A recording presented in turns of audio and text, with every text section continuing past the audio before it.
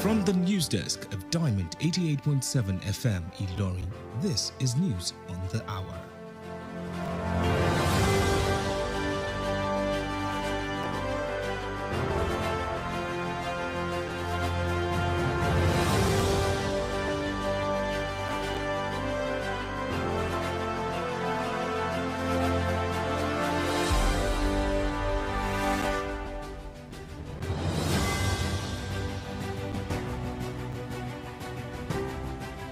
In the headlines,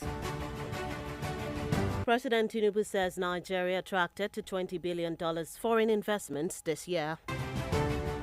Presidency pushes stronger local government to tackle youth unemployment. NJC recommends elevation of 12 justices to Court of Appeal.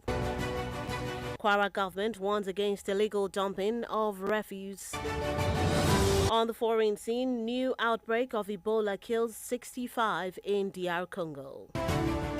In sports news, Shakira Burna Boy release official FIFA World Cup 2026 song, Die Die. Good afternoon and thank you for staying with us in Diamond 88.7 FM. Ilorin, this is the news on the hour. I am Bisola Oduwole Sulieman. We'll bring you details of the news after this break. Please stay with us.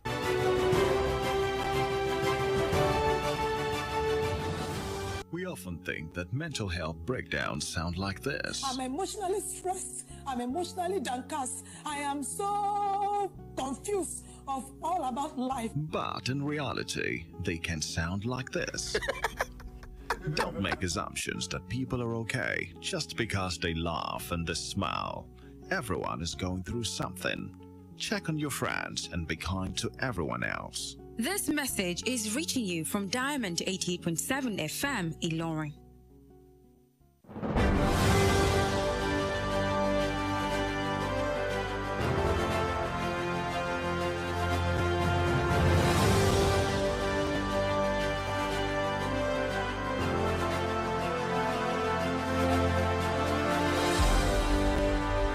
Welcome back from that break. Please note that you can listen to us via our website www.diamondfm.net or watch us live on YouTube at Diamond FM Ilorin. Now the news in detail. President Bola Ahmed Tinubu has said Nigeria has attracted nearly $20 billion in foreign direct investments this year. Speaking during a panel session at the ongoing Africa CEO Forum, President Tinubu attributed the inflow to reforms aimed at improving transparency, efficiency and investor confidence in the country. He said his administration's policies were positioning Nigeria as an open and competitive destination for investment. He said that Nigeria would no longer permit the export of raw materials without local value addition, noting that the country possesses the capacity to manufacture products such as electric vehicle batteries from its mineral resources. He also canvassed for stronger economic integration across the continent, urging African countries to move beyond rhetorics and fully activate the African Continent Free Trade Area, AFCFTA.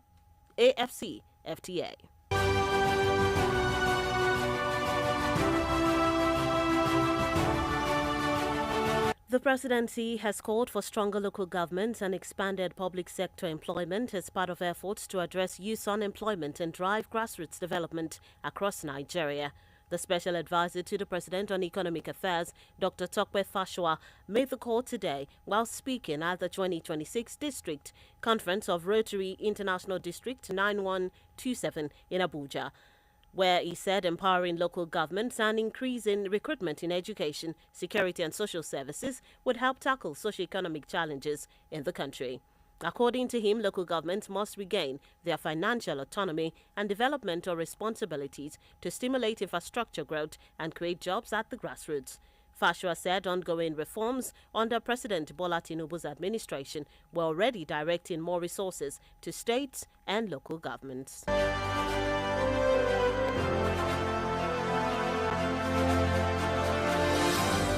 The National Judicial Council (NJC) has recommended the elevation of 12 justices to the Court of Appeal. At its 111th meeting under the chairmanship of the Chief Justice of Nigeria, Justice Kudirat Kekereekun, the council made the recommendation to President Bola Tinubu. A statement signed by the Deputy Director of Information of the NJC, Kemi Babalola Ogedingbe, disclosed that those recommended for elevation are Justice Emeka Nwite, Justice James Kolawole Omotosho, Justice Yakubu Mohammed, and Justice Abodude Oluwatoyin, and Justice Ajiwa Raphael. The council also recommended the appointment of Christine Ende as a judge of the High Court of Benue State and 2 others for appointment as caddies of Sharia Court of Appeal, Katsina State. Still in the news, the Kwara State government has warned residents against indiscriminate dumping of refuse on road, medians, and other unauthorized locations across the state. According to a statement issued today by the press secretary of the ministry, Moritala Shakirat, the warning was given by the Commissioner for Environment, Nafisat Buge, during a review of reports submitted by environmental health officers and members of the ministry's task force. The Commissioner said the renewed enforcement drive was necessary to improve public health, prevent flooding caused by blocked drainage systems, and ensure a cleaner environment across the state. She said environmental officials had intensified monitoring activities within Ilorin metropolis, particularly against indiscriminate waste disposal and noise pollution. Haji Abuge said the enforcement team sealed some facilities over noise pollution and arrested offenders dumping refuse on road medians.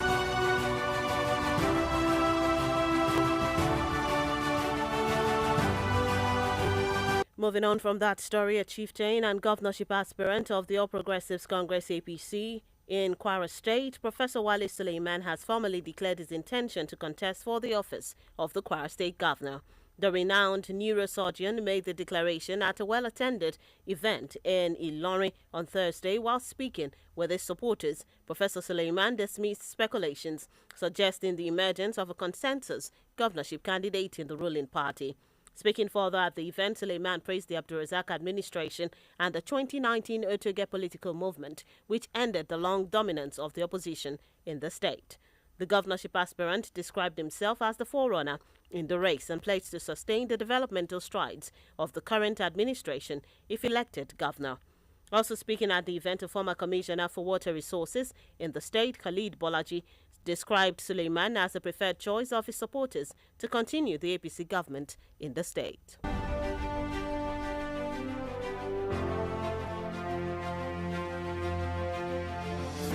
Former Sokoto State Governor Aminu Waziri Tambuwal has withdrawn from the 2027 Sokoto South senatorial race and handed the ticket of the African Democratic Congress ADC to former Commissioner for Finance Farouk Malami Yabo.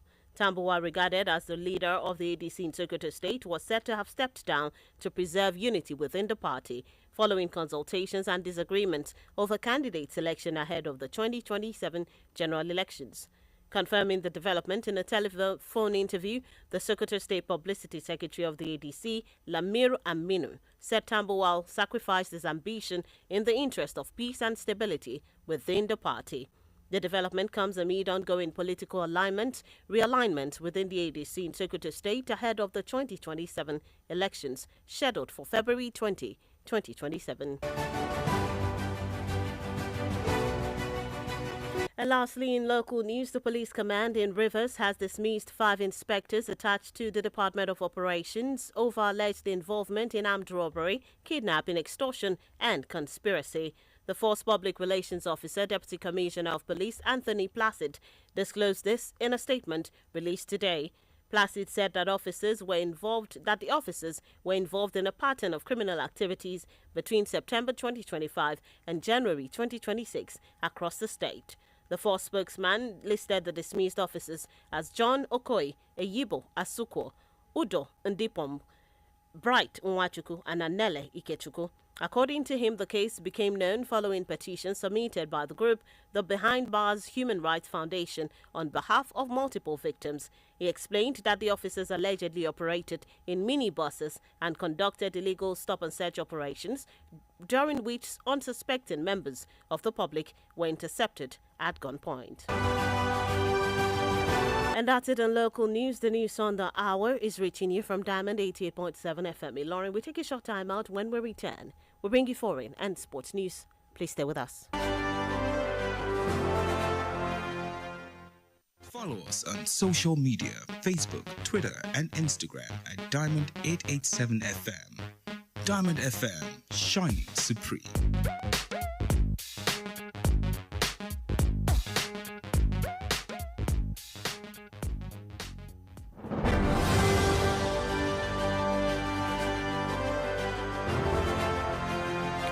Welcome back from that break. Yes, you're tuned in and listening to the news on the hour, reaching you from Diamond 88.7 FM. Me, Laurie. Before that break, we brought you local stories. Now we move on to the foreign scene. In foreign news, Africa Center for Disease Control and Prevention, CDC Africa, has declared an Ebola outbreak in the Democratic Republic of Congo's eastern Ituri province.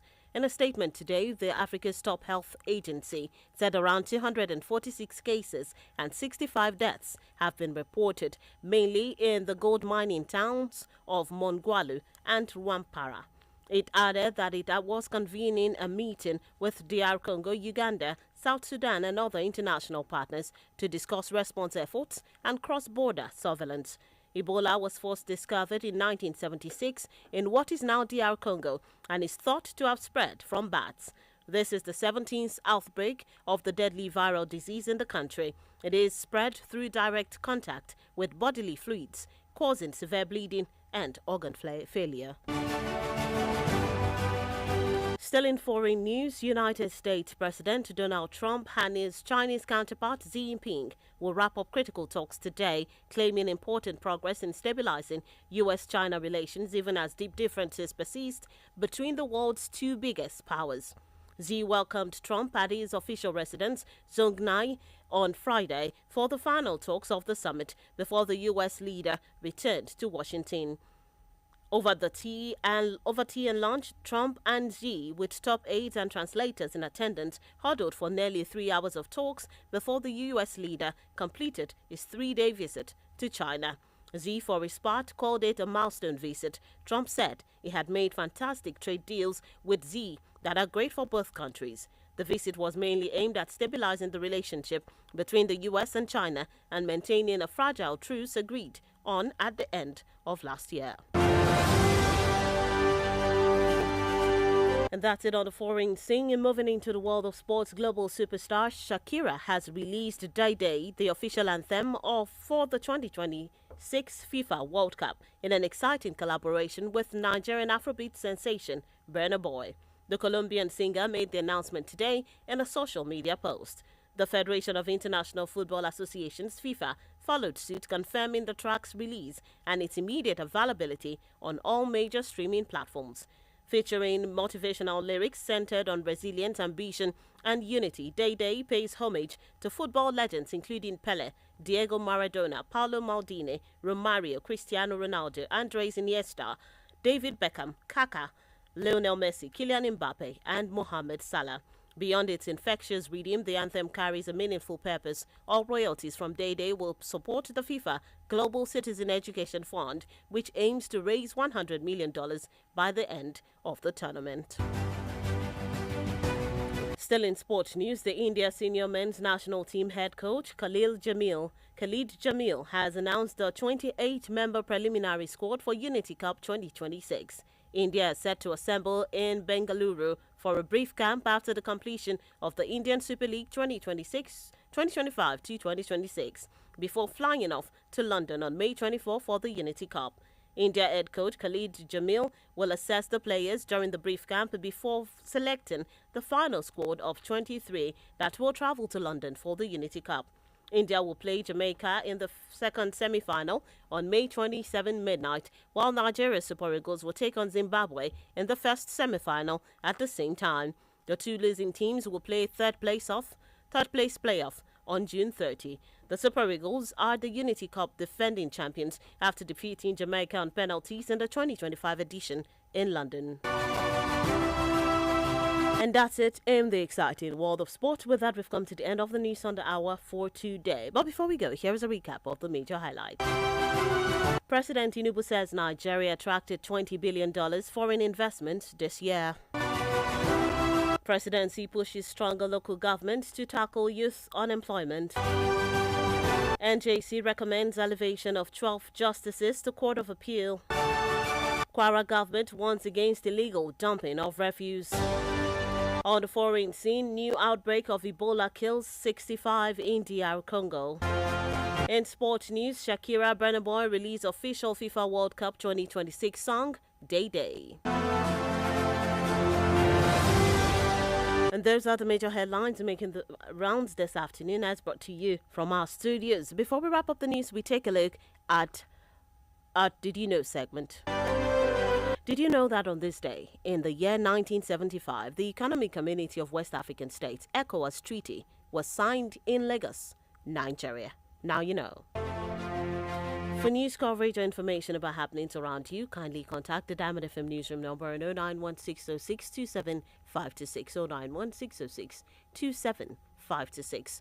Join us at 3 p.m. for the news flash and at 5 p.m. for the news across the world for a comprehensive bulletin. Don't forget to log on to our website, www.diamondfm.net, to keep up to date with us from any part of the world. Download the app on Google Play Store and iOS Apple Store, Diamond FM. You can also listen to us via Radio Garden. The news on the hour was put together by Akinwumi Abiodun. I am Bisola. Oduwole Sulieman. Thank you for listening to your shining Supreme station. Please stay tuned for the news in Yoruba coming up shortly. Good afternoon.